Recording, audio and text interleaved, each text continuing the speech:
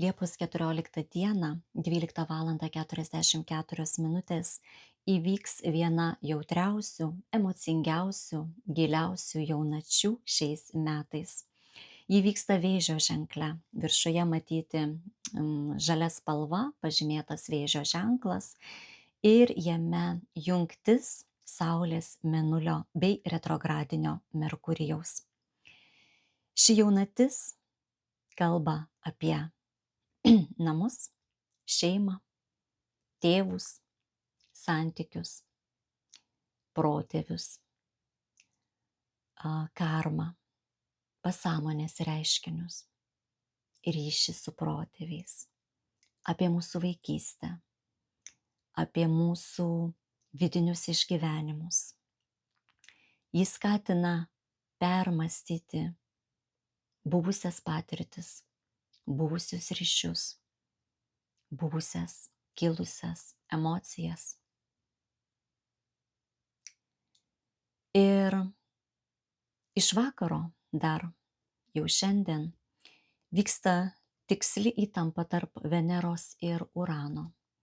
Vadinasi, neatsitiktinai šiandien spaudoje pasipylė daug antraščių apie pareikštas skyrybas, išsiskyrimus, partnerysčių nutrūkimus. Tai šis aspektas iš tiesų, kai yra žmogaus gimimo horoskope, jis yra klasikinis skyrybų aspektas. Ir galbūt tie žmonės, kurie šiandien ir patiria skyrybas, ir turi šį aspektą. Ne veltui aš nerekomenduoju šią vasarą tuoktis, nes tiesiog susidaro daugybė ženklų, dėl ko gali būti nepalanku. Ir ši jaunatis mums iš tiesų ir emociškai sunki. Gali būti, kad kiekvienam dabar kunkuliuoja mintis, emocijos. Ir tai gali paliesti tiek asmeninius santykius, tiek partnerystės ryšius, tiek finansinius klausimus. Viskas labai netikėtai. Taip, per didelis išlaidumas, nereikalingos išlaidos, kažkoks nesusikalbėjimas, nesusipratimai. Žodžiu, mes tokią išgyvename visą Liepos pradžią. Na, o jaunatis skatina be abejonės ir pozityviai žvelgti į ateitį.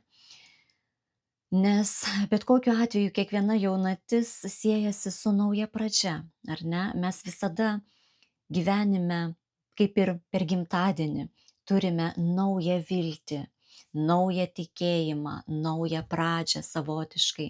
Juk naujas Mėnulio ciklas prasideda, ar ne? Ir sakykime, viską nunuliname ir paliekame praeityje. Ir mes vėl atsiverčiame naują popieriaus lapą, naują knygos lapą. Ir tarsi pradedame viską iš naujo. Tai vilties niekada nereikia prarasti. Ir svarbiau tik tiesiog pažinti, suprasti tuos visus procesus, kas vyksta dangoje ir kiek tai gali paliesti mane, mano šeimą, mano aplinką ir pasidaryti atitinkamas išvadas. Tai būtent svajonėms, manifestacijai, planavimui rekomenduočiau labiau ne 14 dieną, o 15 dieną. Trečiadienį iš tikrųjų formuojasi labai daug gražių aspektų. Tuo pačiu Mėnulis